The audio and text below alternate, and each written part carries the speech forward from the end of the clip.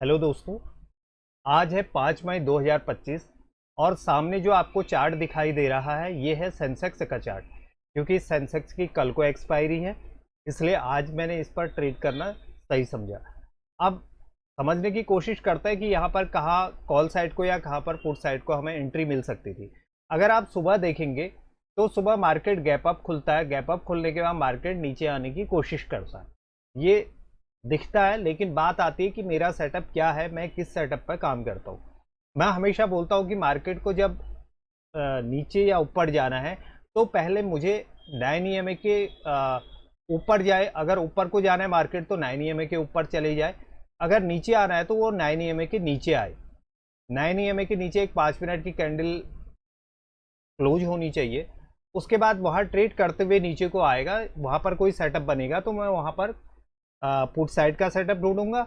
और अगर 9 EMA के ऊपर है तो मैं कॉल साइड के सेटअप को आइडेंटिफाई करने की कोशिश करूंगा, क्योंकि ऊपर स्टॉप लॉस मिल सकते थे। मार्केट 2 मई को यहाँ से नीचे गिरा हुआ था। अगर यहाँ पर देखें तो मेरा जो सेटअप एक्टिवेट हुआ था कॉल साइड को, वो सेटअप एक्टिवेट हुआ था इस वाली कैंडल के क्लोजिंग के बाद। यहाँ पर बशर्ते कि मार्केट ने नीचे आने की कोशिश की थी, लेकिन मार्केट नीचे नहीं आ पाया। अगर मार्केट ये इस वाली कैंडल के बाद यहाँ पर होल्ड करता, फिर नीचे ब्रेक कर जाता, तो मैं यहाँ पर पुट साइड को एंट्री मारता। मैं अभी ऑप्शन चार्ट पे आपको दिखाऊंगा कि वहाँ पर क्या हो रहा था, क्योंकि मैं ऑप्शन चार्ट के हिसाब से ही इसको लेने की कोशिश करता हूँ। ऐसा नहीं कि मैं इंडेक्स को देखता हूँ और इंडेक्स के हिसाब से मैं लेता हूँ, नहीं, मैं ऑप्शन चार्ट को देखता हूँ। ऑप्शन चार्ट में पुट ऑप्शन बायर और कॉल ऑप्शन बायर कहां पर एक्टिव हो रहे हैं उसे समझने की कोशिश करता हूं। उस साइकोलॉजी के अनुसार मैं यहां पर एंट्री मारता हूं। अब यहां पर आते हैं, यहां पर आने के बाद क्या होता है कि यहां पर मेरा जो पहला टारगेट था वो ये एरिया था जो इस वाली कैंडल में कंप्लीट हो चुका था। तो मैं इस वाली पे एंट्री मारी थी और मैंने अगली इस वाली कैंडल पे अपना प्रॉफिट बुक करके मैं बाहर आ गया था। उसके बाद मैंने यहाँ पर एंट्री नहीं मारी। एंट्री मैं तब मारता कि जब यहाँ पर एक अच्छा सेटअप मिलता है, क्योंकि मार्केट रेंज बाउंड लग रहा था, क्योंकि मार्केट इसके ऊपर जब जाएगा तभी जाकर के कुछ होता, या मार्केट डाउन साइड को आएगा तो तभी कुछ होगा।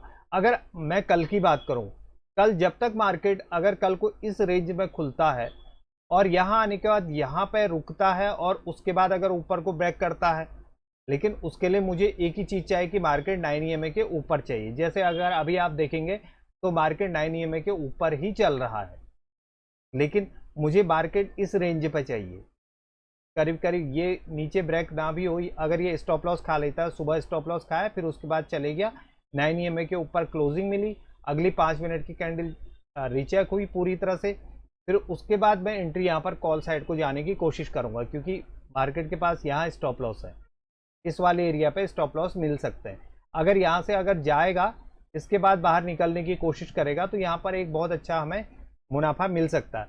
मैं अभी आपको ऑप्शन चार्ट पे दिखाऊंगा और वहां समझाने की कोशिश करूंगा कि कैसे यहाँ पर हमें एंट्री मिल सकती थी। दूसरी एक पुट साइड की एंट्री यहाँ पर दिख रही थी मुझे, ये 9 EMA के नीचे कैंडल क्लोज होती है, ये वाली 10:55 पे।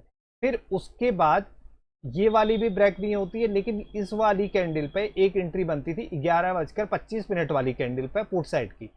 ये मार्केट नीचे तो आई, लेकिन यहाँ पे पुट ऑप्शन बायर एक्टिवेट नहीं हुए और मार्केट फिर से क्या हुआ, उनके स्टॉप लॉस को खा चुका था और यहाँ पर फिर उसके बाद मार्केट पूरी तरह से साइडवेज रहा। ये जो रेंज आ रही है यहाँ से लेकर के ये रेंज मार्केट ने पकड़ी हुई है। अब मैं सीधे आपको ऑप्शन चार्ट पे ले जाता हूँ और वहां समझाने की कोशिश करता हूँ कि कैसे मेरा कॉल ऑप्शन वाला एक्टिवेट हुआ था। यहाँ पर अगर आप देखेंगे ये जो नीचे खुला हुआ है, नीचे वाला जो चार्ट है, ये है सेंसेक्स 80,900 की पुट और ये है सेंसेक्स 80,700 की कॉल, ये वाला। अब यहां पर देखते हैं कि मैंने 900 की पुट को क्यों खोल रखा है। 900 की पुट को इसलिए खोला हुआ है, जब यहां से मार्केट नीचे आ रहा है तो रेजिस्टेंस कितने में ले रखा है, 80,900 पे, और ये जो 80,700 है ये सपोर्ट है, ये नीचे यहां सपोर्ट ले रखा है, तो इसलिए मैंने 80,700 खोला हुआ है। अब आप कहेंगे कि ये आपने लाइव में कैसे खोल लिया? लाइव पे इसलिए खोल लिया कि ये कैंडल ने जो था, इसने 920 की कैंडल को ब्रेक किया था, यहां इंडेक्स में किया था, लेकिन पुट साइड को अगर देखेंगे तो पुट साइड को अभी ये ब्रेक नहीं हुआ था, इसके ऊपर क्लोजिंग नहीं मिली थी। लेकिन कॉल साइड को क्या था कि यहां पर क्लोजिंग मिल चुकी थी और इंक्रीज वॉल्यूम भी था। लेकिन यहां पर समस्या एक ही थी मेरे लिए, क्योंकि मार्केट जितनी भी एक्टिविटीज कर रहा था वो 9 EMA के ऊपर कर रहा था। अगर 9 EMA के नीचे अगर ये चीज हुई रहती, ये कैंडल अगर 9 EMA के नीचे बनी रहती, तो मैं यहाँ पर एंट्री मार लेता। मैं यहाँ पर एंट्री नहीं मारता, मैं इस वाली कैंडल पे ही एंट्री मार लेता, क्योंकि ये वाली कैंडल पे भी इंक्रीज वॉल्यूम पे सेलिंग आई है।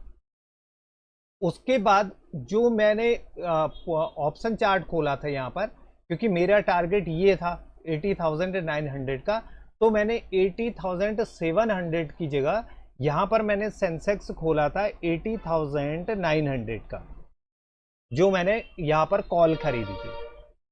ये देखिए, अब यहाँ पर होता क्या है, यहाँ पर 9 EMA के ऊपर मार्केट है, ठीक है, मार्केट ने इसको भी ब्रेक कर रखा है। यहाँ पर इंक्रीज वॉल्यूम में सेलिंग आई है, यानी कि पुट बायर यहाँ पर एक्टिवेट हुए हैं। अगर ये कैंडल अगर नीचे ब्रेक हो जाती तो मैं यहाँ पर एक एंट्री मारता, क्योंकि उसके बाद मार्केट इनको तोड़ने जरूर आता, क्योंकि जिन लोगों ने यहाँ पर पुट बाइंग कर रखी होगी उनके स्टॉप लॉस यहाँ पर, मॉर्निंग के स्टॉप लॉस यहाँ पर मिलते ही मिलते। तो इसलिए ये चीजें क्या हुई, यहाँ पर अगर आप देखेंगे, ये जब कैंडल क्लोज हुई, ये देखिए ये कैंडल क्लोज हुई, तो मैंने इस कैंडल पे यहाँ पर एंट्री मार ली थी 252 में। अब मेरा स्टॉप लॉस बहुत छोटा था, 225 रुपए का, यानी कि 25 पॉइंट का मेरा यहाँ पर स्टॉप लॉस मैंने लगा के रखा था किस पे, ऑप्शन चार्ट के हिसाब से। उसके बाद जैसे ही ये कैंडल बाहर गई तो मैंने यहाँ पर अपना प्रॉफिट बुक कर लिया था इस वाली एरिया पर 340 पे, यानी कि 252 पे मैंने लिया था और मैंने 340 पे यहाँ पर प्रॉफिट बुक कर लिया। उसके बाद मार्केट करता क्या है, मार्केट फिर नीचे आता है, फिर 9 EMA का सपोर्ट लेकर के, 9 EMA का सपोर्ट लेकर के फिर से ऊपर जाने की कोशिश करता है। अब यहाँ पर देखेंगे तो यहाँ पर एक प्राइस एक्शन बन रहा है, यहाँ पर ग्रीन कैंडल बनती है इंडेक्स में, और कॉल साइड को रेड कैंडल बनती है, और पुट साइड को अगर आप देखेंगे, पुट साइड को ग्रीन कैंडल बनती है। तो ये एक साइन होता है कि यहाँ पर से रिवर्सल आ सकता है। तो यहाँ पर अगर एंट्री मारनी थी तो इसके हाई पर 257 के हाई पर एक एंट्री यहाँ पर मारी जा सकती थी। लेकिन यदि मैं अपने सेटअप की बात करूं तो मेरा सेटअप एक्टिवेट हो रहा है इस वाली कैंडल पर, ये 9 EMA के नीचे क्लोज होती है। अब यहाँ पर अगर आप देखेंगे तो ये 9 EMA के ऊपर क्लोज होगी, यहाँ पर ये ब्रेक नहीं करता है, इस प्राइस को मार्केट ब्रेक नहीं करता है। उसके बाद जो एक्टिवेट हुई वो हुई इस वाली कैंडल पे, नहीं इस वाली कैंडल पे एक्टिवेट होगी ये इंक्रीज वॉल्यूम पर। यहाँ पर कॉल साइड को क्या आती है, सेलिंग आती है, और पुट साइड को बाइंग आती है। ये 320 रुपए, 320 रुपए के बाद स्टॉप लॉस कितने का बन रहा है, 276 रुपए का यहाँ पर स्टॉप लॉस बन रहा है। अब यहाँ पर प्रॉब्लम एक ही होती है कभी कभी कि अगर हम लोग इसको लगा करके रखते हैं, यहाँ पर अगर हम लोग लगाते हैं तो पता चला कि आपका यहाँ पर स्टॉप लॉस कटा और फिर आप मार्केट आपकी जिस साइड को डायरेक्शन पे आप चाह रहे थे उसी डायरेक्शन पे गया, यानी कि 317 पे आपने खरीदा तो 389 तक मार्केट जाता है यहाँ पर, यानी कि आपको प्रॉफिट तो मिलता है। लेकिन सबसे बड़ी बात क्या होती है कि यहाँ पर आपका अगर आप ऑप्शन चार्ट पे लगा करके देखें, ऑप्शन चार्ट पे अगर स्टॉप लॉस देते हैं तो ऑप्शन चार्ट पे आपका यहाँ पर स्टॉप लॉस कट चुका है। अब यहाँ पर अगर देखेंगे तो यहाँ पर मार्केट ऊपर को नहीं जाता है, अगर चाहते तो स्टॉप लॉस कटने के बाद इस वाली कैंडल में फिर से क्या होता, प्राइस जो होता नीचे क्लोज होता है, यानी कि हमने फिर यहाँ पर एंट्री मारी 318 पे, हमारा स्टॉप लॉस फिर यही बन रहा है 267 का, यानी कि ये वाला 62 का, और यहाँ से फिर से मार्केट ऊपर चले जाता है जिस डायरेक्शन पे हम लोग चाह रहे थे। लेकिन फिर उसके बाद मार्केट क्या होता है, धीरे धीरे सारे स्टॉप लॉस खा देता है जो ऑप्शन चार्ट के हैं, और कॉल साइड को भी कोई ऐसी मोमेंटम नहीं आई है। अगर कॉल साइड को अगर आप देखेंगे तो कॉल साइड को कोई मोमेंटम अभी नहीं है।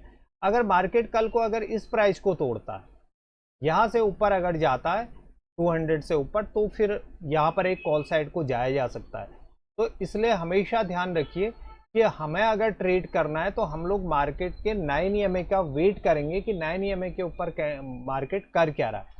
जैसे यहाँ पर अगर आप देखेंगे ये 9 EMA के ऊपर कैंडल बन गई, नीचे आई, ये फिर मार्केट 9 EMA के ऊपर कैंडल क्लोज हुई, फिर रीचेक करने आई। तो या तो हम अपना एंट्री लेवल यहाँ पर रखते, लेकिन यहाँ पर रखेंगे तो हमारा फिर स्टॉप लॉस यहाँ पर फिर स्टॉप लॉस खा दिया। फिर उसके बाद फिर 9 EMA के ऊपर गई, ये 9 EMA के ऊपर कैंडल क्लोज हुई, यहाँ रीचेक करने मार्केट आया ही नहीं है, यहाँ आया नहीं तो हमारी एंट्री हो नहीं सकती है।